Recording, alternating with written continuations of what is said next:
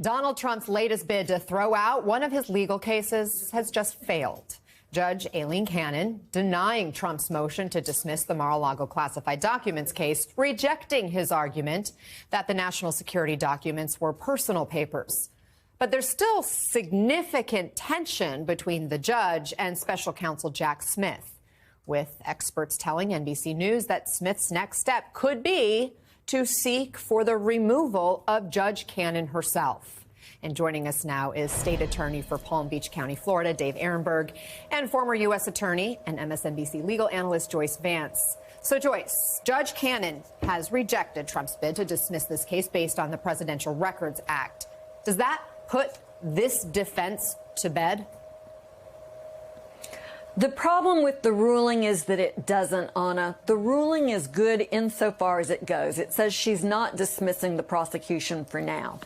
The problem is she leaves open the possibility that this issue could be resurfaced at trial. And of course, for prosecutors, once the trial begins, the jury is sworn in, double jeopardy attaches. And what that means is the government can't try the case a second time under double jeopardy. So if the judge were to dismiss down the road based on the Presidential Records Act, the case would be over, Donald Trump would be acquitted. Prosecutors will have to find a way of preventing that from happening. It may come in the form of a motion to recuse. It could be another type of motion in advance of trial. That's very likely the conversation happening in the special counsel's office this morning. So, Dave, you say the special counsel, Jack Smith, could be close to pushing the quote-unquote nuclear button. Explain what you mean.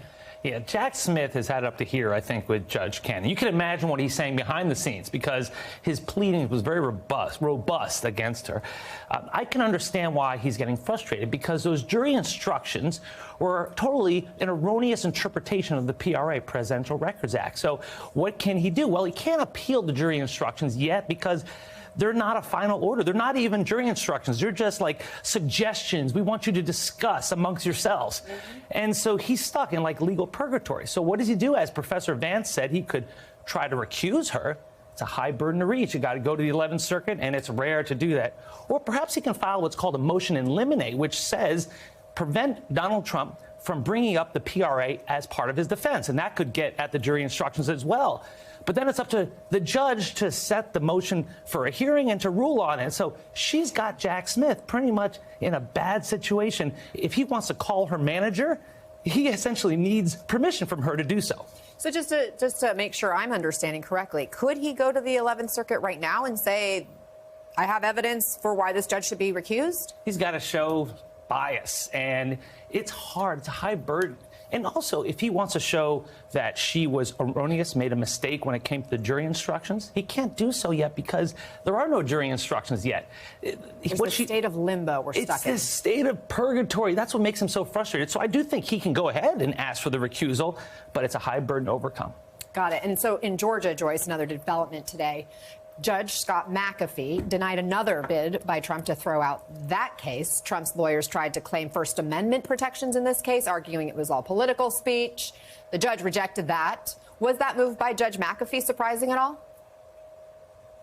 It wasn't surprising in any way. Trump has made this argument in the District of Columbia case and also here in Georgia, saying that the conduct he's charged with is protected by the First Amendment, that it's political speech.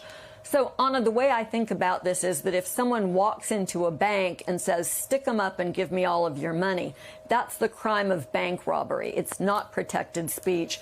And what prosecutors have charged Donald Trump with in Georgia is not the speech itself. It's the conduct in interfering with the election and perpetrating a RICO violation.